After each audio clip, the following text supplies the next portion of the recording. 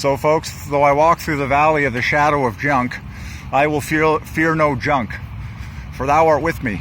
The God food floweth in my veins. And I feel like paradise in the midst of a junkyard. By the way, the reason the Home Depot exists with all of its junk is because people are dead and depressed and have nothing better to do except tack a dumb board onto a dumb shelter. It's extremely dumb, it's extremely boring, and what is unsatisfying about it compared to God food is that you're just not partnering with God. Allow me to present two categories of human life in the world.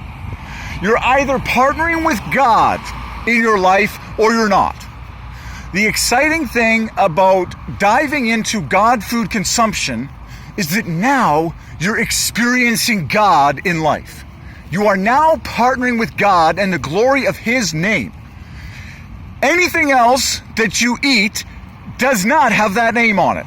It is not nearly as good, okay, as God food.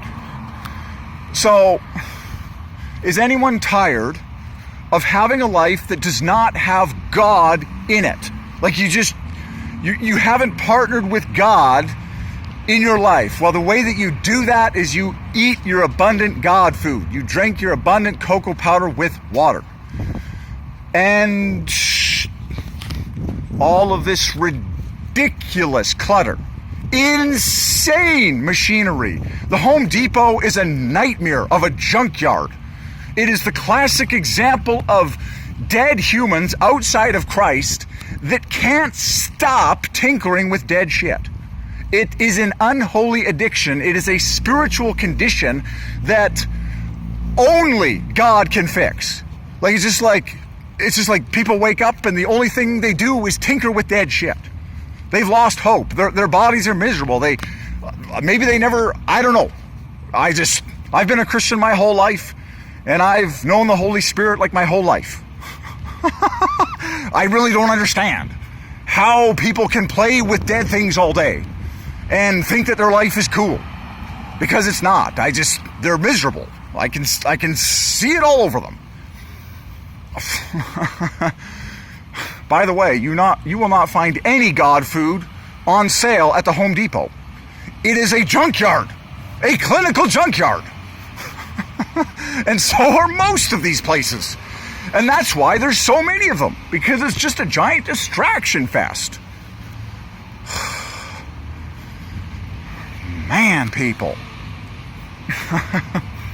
It's like, get out of your tinker town. Your dumb dead crap. This car is worth nothing compared to God food because it cannot get inside of me to promote oxygen and longevity and happiness. It is a piece of zero value trash. Wake up, people. Wake up and come out of darkness. Come back to Eden. Ay, ay, ay. The junkyard that is going to be abandoned in my lifetime is huge. And I promise you, it's coming. The simplest way that it's going to happen is that I outlive everyone and break longevity records like crazy. And then people say, oh my goodness, he was actually right in telling us the truth about God food being the key to oxygen uptake and longevity. Oh my goodness, everyone else was an idiot, chasing all their dead crap and being miserable on the inside 24/7.